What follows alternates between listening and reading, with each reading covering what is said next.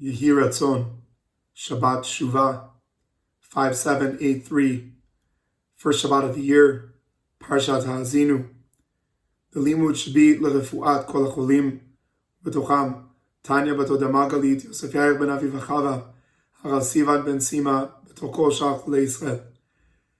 The opening pasuk of the first parsha of our year, Ha'azinu Hashamayim va'adabera, V'tishma ha'aretz imrei pi. So we speak to the sky and to the aretz to be the eidim, the witnesses, to the relationship that we have with Hashem. But to translate this, why specifically are the sky and the aretz what are needed in order to build a continuous relationship with Hashem? And I think it's very much connected to the steps that we're taking now into Yom Kippur and Sukkot. If we think about Yom Kippur, it is the day that we become as angelic as possible. We don't not eat food because we're mourning.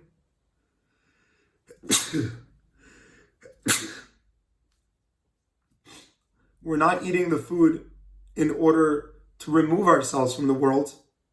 We take off our shoes because we're not in the world of progress. We take off our watches, not halachically, but conceptually, because we're not connected to time and we're going above and beyond the world. And so Yom Kippur is very much the world that we connect to the angelic side of who we are. And 5 days later, we become the most physical, animalistic religion in the world.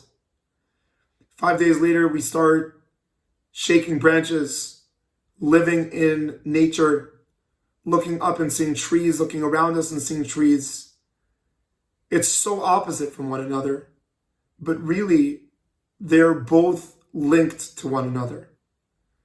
Because the idea of the Shamayim is Yom Kippur. It's the time where we realize that if we don't think big, and we don't really believe that Hashem loves us, and we don't really believe that Hashem chose us, and we don't really believe that Hashem could transform all of our past, then to deal with reality is pointless. The first thing is Ha'azinu Hashamayim. We need to have this feeling of limitless that sometimes is so removed from our experiences of tefillah and Gemara and Torah, that we speak about consistency, which is important. We speak about stability, which is important.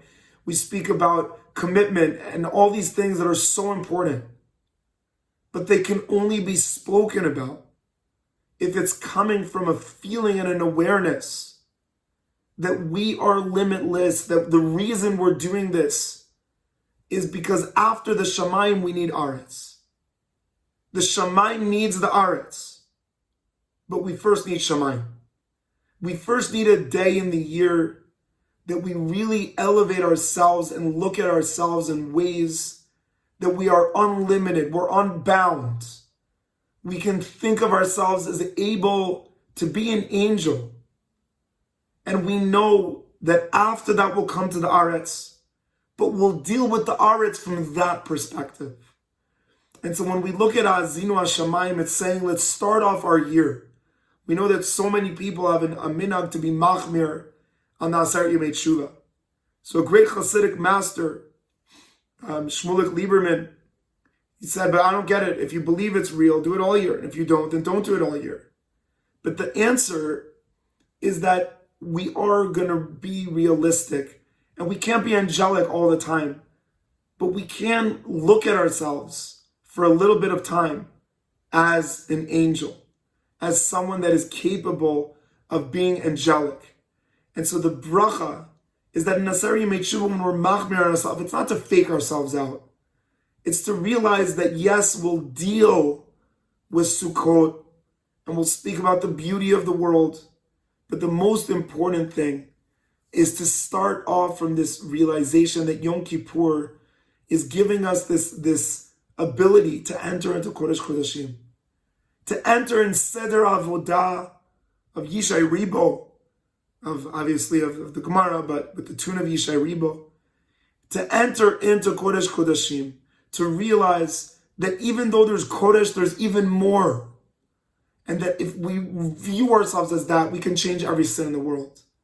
But if we view ourselves as a normal person that's bound to time and to limits, then maybe we'll succeed, but we won't be able to fall in love with ourselves and with Hashem. Shana Tova, Shabbat Shalom, Gemar Chatima Tova.